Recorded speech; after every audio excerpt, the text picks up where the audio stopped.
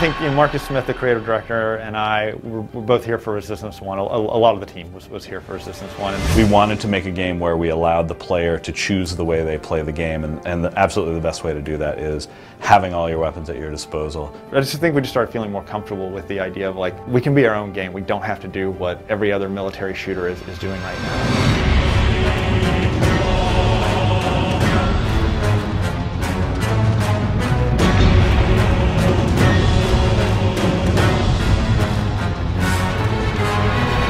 I think that it's just kind of in our company culture at this point to come up with crazy weapons. It's so hard, like, always thinking of trying to think of new guns. I mean, between Ratchet and Resistance, I don't know how many guns have been through the series. What is going to be different? What else is left? What have we not done? A lot of times we will go back to the Ratchet weapons and say, okay, it's kind of like this weapon, but we want to obviously make it different for this. The best thing about having such a lineage of having exotic weapons is we can go back through our kind of library of effects and library of functionality and say what worked, what didn't work, and what can we bring to the table here.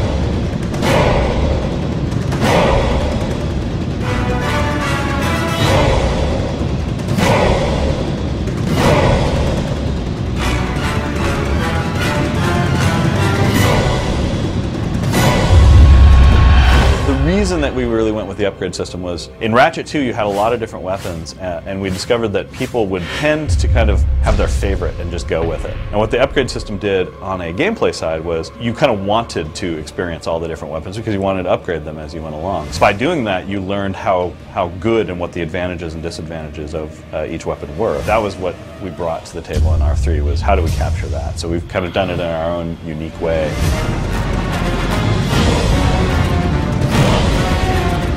What can happen sometimes is that you wind up with a weapon that's really fun to use in a test level, but in the game it's either too slow, too cumbersome, or too difficult to set up, and so the player doesn't wind up using it. Like if you have a choice between using some exotic, difficult to use weapon and just shooting an enemy in the face, if there's no big tangible reward for using the exotic weapon, you're just going to pull out the carbine and keep shooting people. Programmers and animators and effects guys really stepped up and went from taking these things that when we were prototyping them, they felt okay, but you weren't getting that visceral feedback, and they look fantastic now. They feel fantastic, they're fun to use, and they feel so different from what is in any other game.